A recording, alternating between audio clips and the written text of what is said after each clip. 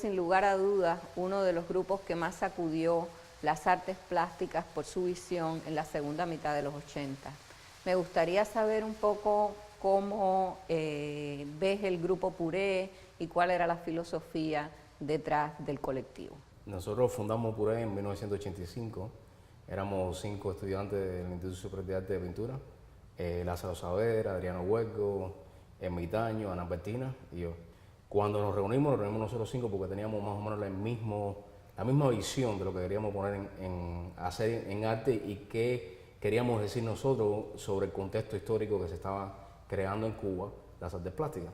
Y hacemos una exposición, la primera exposición en la Sala Talía en 1986, donde era a partir de crear en un espacio determinado la obra puesta para ese espacio. Era romper un poco con los cánones de cómo tú exponías una obra de arte, como en un museo, en una galería, y también era un poco empezar a trabajar sobre cuestionar el proceso de la obra artística y el proceso de cómo tú creas una obra de arte. Y se hacía un poco con el juego con la parodia, el posmodernismo, se creó lo que se decía posmodernismo, y era un poco chistear y hacer chistes sobre el contexto artístico en que estábamos creando. Nosotros seguimos haciendo varias instalaciones en otros lugares, pero ya a partir de 1987, ya la obra, por ejemplo, de Lázaro Saavedra, la mía, y la de Ana Bertina y Adriano se estaba ya separando como individualidad. Ya a partir de ahí yo empecé a tomar un poco el sentido ese del instalacionismo, porque venía del mismo Puré, o sea, nosotros mismos usábamos el sentido de instalación como medio de enseñar una nueva forma de exponer la obra de arte en una galería. Ciro, la presente muestra se compone fundamentalmente de 2 series.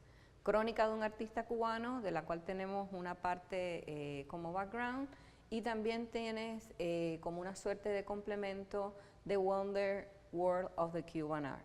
¿Cómo funcionan ambas series y de qué manera, en cierta medida, también se complementan?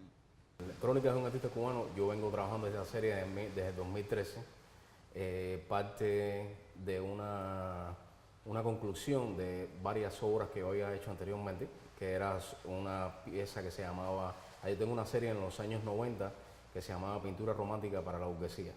Después de esa caí en una serie que se llamaba Las historias de un artista cubano, y de ahí caigo como un cronista, porque yo soy casi como un cronista de todo lo que pasa alrededor mío. He ido acumulando obras sobre esta serie y lo que se hizo fue una selección de 2 grandes instalaciones y varias piezas.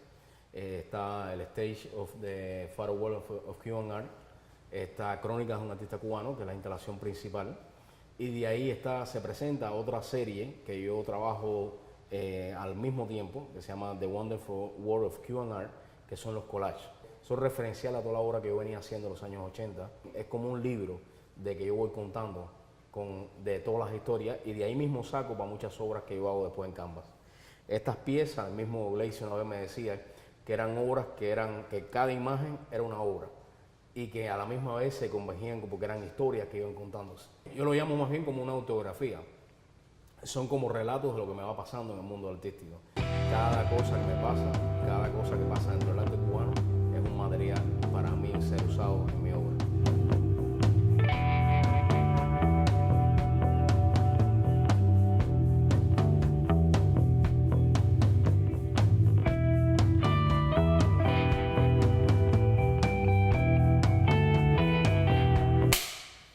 La obra tuya, Ciro, a lo largo de toda tu carrera artística ha tenido que ver mucho con el arte cubano, sus avatares. ¿Cómo te ves tú mismo, Ciro? ¿Cómo ves tu obra dentro de esa gran generación que podríamos englobar como el arte cubano contemporáneo?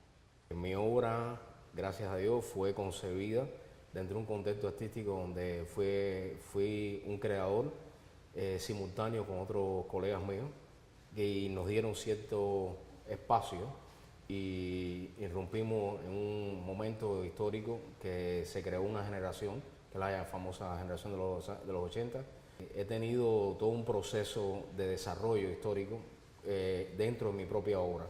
De ahí emigré. Primero fui a Alemania, tuve una gran experiencia histórica allá con el coleccionista Ludwig. De ahí vine aquí a los Estados Unidos y mi obra tuvo un vuelco en el sentido formal, diría yo, en los principios. Siempre me ubiqué en mi tono un poco sarcástico. Hice una exposición con José Alonso Fine Art, donde se mostró una instalación grandísima que se llamaba Palmas y Vitrales. Y era un poco irónico con lo que se mostraba, porque lo que se mostraba no tenía que ver nada con Palmas y Vitrales.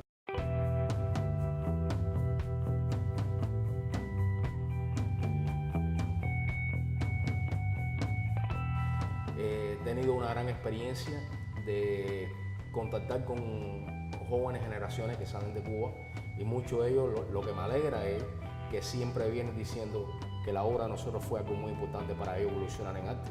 Ya de por sí eso me da a mí un lugar dentro de las artes plásticas.